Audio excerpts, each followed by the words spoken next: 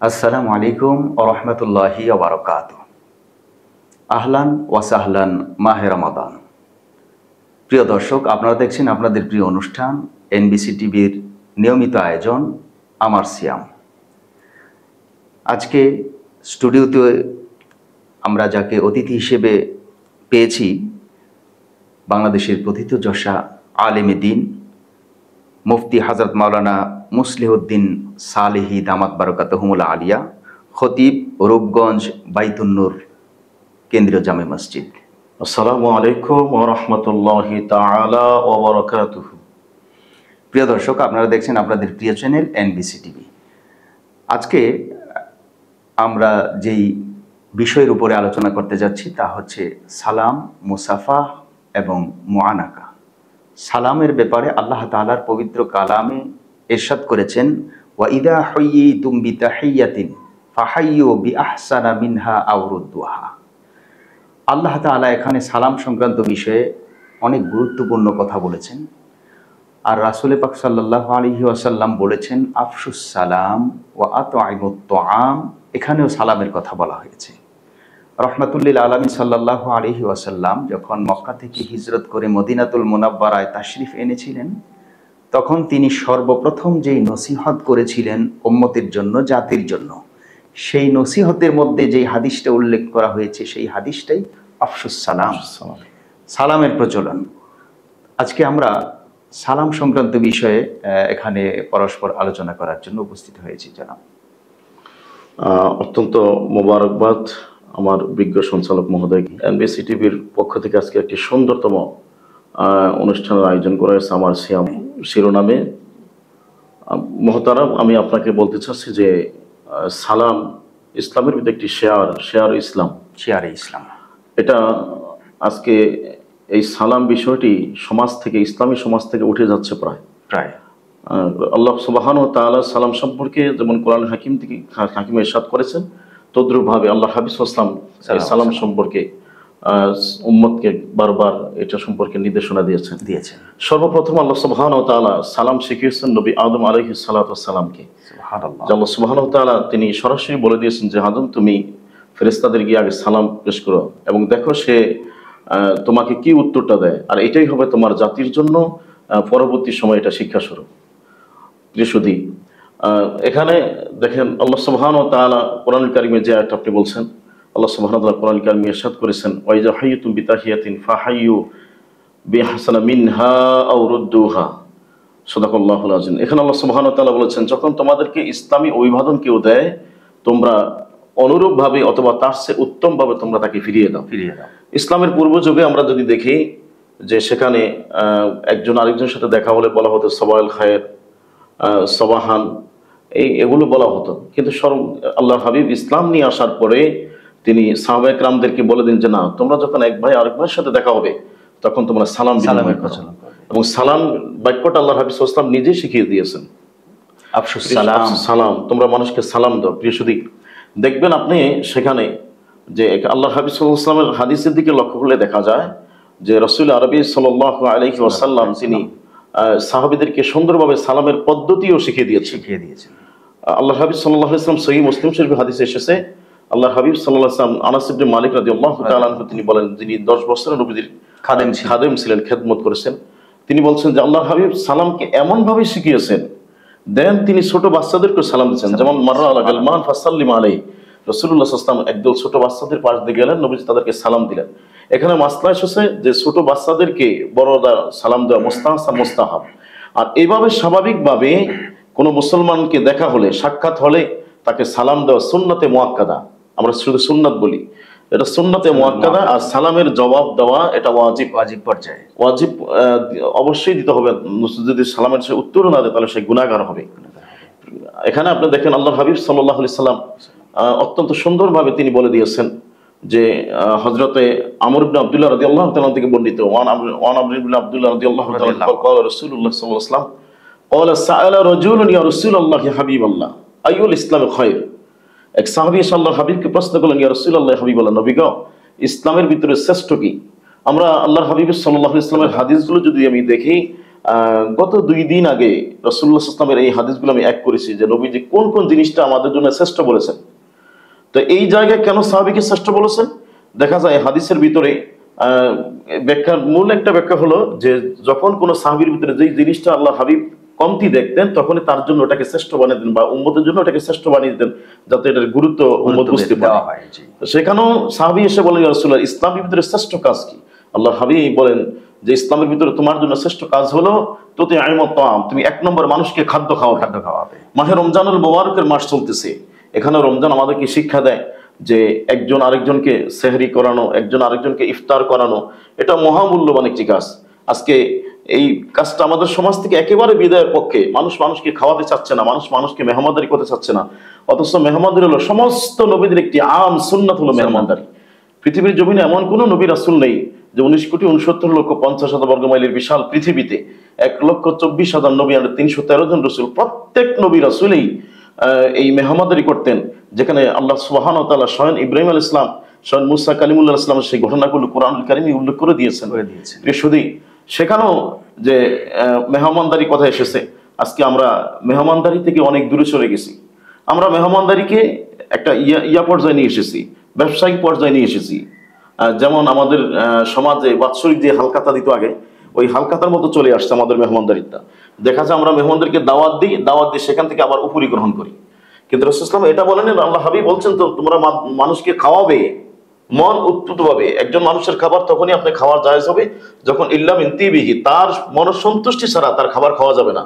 যখন সে মনসন্তুষ্টি দিয়ে একজন মানুষকে আহ্বান করে তাকে খাওয়াবে, এটাই হবে ইসলামের সুন্নাত রীতি এবং সুন্নাত নিয়ম। তারপর আল্লাহ হাবিব বলেন, ওয়াতাকরাউস সালাম আলা মান আরাফতা ওয়া লাম তারিফ, ও আমার সাহাবীরা তোমরা যাকে চিনো আর যাকে না চিনো তোমরা সালামের প্রচলন করো, সালাম দাও। আজকে সালাম সমাজের ভিতরে উঠে গেছে বললেই চলে। বড়রা ছোটদেরকে স্নেহ করে না এবং ছোটরা বড়দেরকে সালাম দিচ্ছে না। জানাব, সালামের পরিবর্তে অনেকে অভিবাদন অন্য শব্দ দিয়ে, যেমন গুড মর্নিং, গুড ইভিনিং অথবা আদাব, এই সকল শব্দ দিয়ে কি সালামের হক আদায় হবে? না, কখনো নয়। ওয়েস্টার্ন কান্ট্রিতে যে আমরা আজকে আধুনিক হয়ে যাচ্ছি, অথচ কোরআনুল কারীমে আল্লাহ সুবহানাহু ওয়া তাআলা এই সালাম শব্দটি 7টি জায়গায় নিয়ে এসেছেন।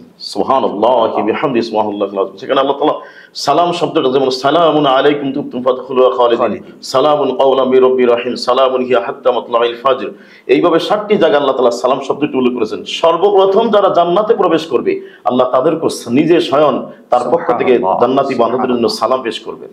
সুবহানাল্লাহ। সেখানে আমরা দেখি সালামুন কাওলাম মির রাব্বির রহিম মুমতাজিল ইয়ামা আইয়ুহাল মুজরিমুন, সেই যারা মুত্তাকি ফরহেজগার বান্দা তাদেরকে আল্লাহ সালাম দিবেন, আর যারা আল্লাহর পাবিষ্ট বান্দা তাদেরকে বলবেন যে তোমরা একত্রিত দূরে গিয়ে একত্রিত হয়ে যাও, তোমাদের জন্য আজকে আমার কোনো শান্তি নেই। তো সুতরাং আপনি যে মহতারাম বিজ্ঞ সঞ্চালক মহোদয়, আপনি যে বলছেন যে গুড ইভিনিং গুড মর্নিং বললে সালামের হক কখনোই আদায় হবে না, এটা জাহিলি যুগের সেই প্রচলন আস্তে আস্তে আমাদের সমাজের ভিতরে আবার চলে আসতেছে। দেখা যায় আমরা মোবাইলে কথা বলি, আগে বলি হ্যালো, কিন্তু আল্লাহর হাবিব সাল্লাল্লাহু আলাইহি ওয়াসাল্লাম বলেন যে আসসালামু ক্বাবলাল কালাম, আগে সালাম পরে কথা হবে। কিন্তু আমরা সম্পূর্ণ উল্টো, দেখেন আগে কথা বলি পরে সালাম দিই না। আল্লাহ হাবিব সাল্লাল্লাহু আলাইহি ওয়াসাল্লাম বলেন যখন কোনো মজলিসে তুমি যাবে আগে তুমি সালাম দিবে। মজলিসের আদব হলো যে তুমি সালাম দিয়ে প্রবেশ করবে এবং যাওয়ার সময় সালাম দেওয়া। আল্লাহ হাবিব বলছেন যে পরের সালাম থেকে আগের সালামটা অবশ্যই উত্তম হবে। ইভেন আপনি কোরআনুল কারীম থেকে লক্ষ্য করলে দেখেন আল্লাহ তাআলা কোরআনুল কারীমে সামাজিক যে বিধিবিধান, সেখানে একটি বিধান হলো আল্লাহ হাবিব সাল্লাল্লাহু আলাইহি ওয়াসাল্লাম কোরআনুল কারীমে আল্লাহ আমাদেরকে শিখিয়ে দিলেন, ইয়া আইয়ুহাল্লাযীনা আমানু লা তাদখুলু বুয়ুতান গায়রা বুয়ুতিকুম হাত্তা তাস্তানিসু ওয়া তুসাল্লিমু আলা আহলিহা, যে যতক্ষণ পর্যন্ত এখানে দেখেন এক মুসলমান আরেক মুসলমান ভাইয়ের ঘরে ঢুকতে হলে 2টা জিনিস আল্লাহ এখানে হক আইন করে দিয়েছে। যে 1 নম্বরে তোমরা সালাম দাও। সেখানে আল্লাহর হাবিব সাল্লাল্লাহু আলাইহি ওয়াসাল্লাম বলেছেন যে সালাম দিতে হবে 3 বার। তোমরা কারো দরজায় গিয়ে 3 বার সালাম দিবে, যদি সেখান থেকে উত্তর না পাওয়া যায় ফারজে তোমরা কোরআন আল্লাহ বলেছে তোমরা ফিরে যাও, সেখানে আর ঢোকার ইয়ে নেই। এরপরে সালাম দিয়ে তারপর অনুমতি নিতে হবে। আগে বলা হয়েছে সালাম, পরে অনুমতি। কিন্তু আজকে আমরা এই আদব থেকে বা এই শিষ্টাচার থেকে আমরা অনেক দূরে সরে গেছি।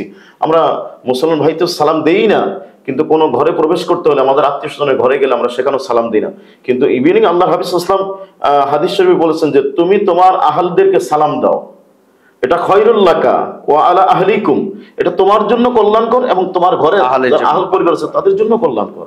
সুতরাং আমরা যদি সালাম দিই, ইভেন রাসূলুল্লাহ সাল্লাল্লাহু আলাইহি ওয়াসাল্লাম বলেছেন যেই ঘরে মানুষ নেই, তোমাদের খাদ্য অভ্যাসগুলো সেখানে আছে, ওখানেও তোমরা সালাম দাও, খালি ঘরেও সালাম দাও, কারণ সেখানে আল্লাহ রহমতের নূরে ফেরেশতারা থাকে, ফেরেশতারা তোমার সালাম নেবে। সুতরাং ঘরে ঢোকার জন্য সালাম, বের হওয়ার জন্য সালাম।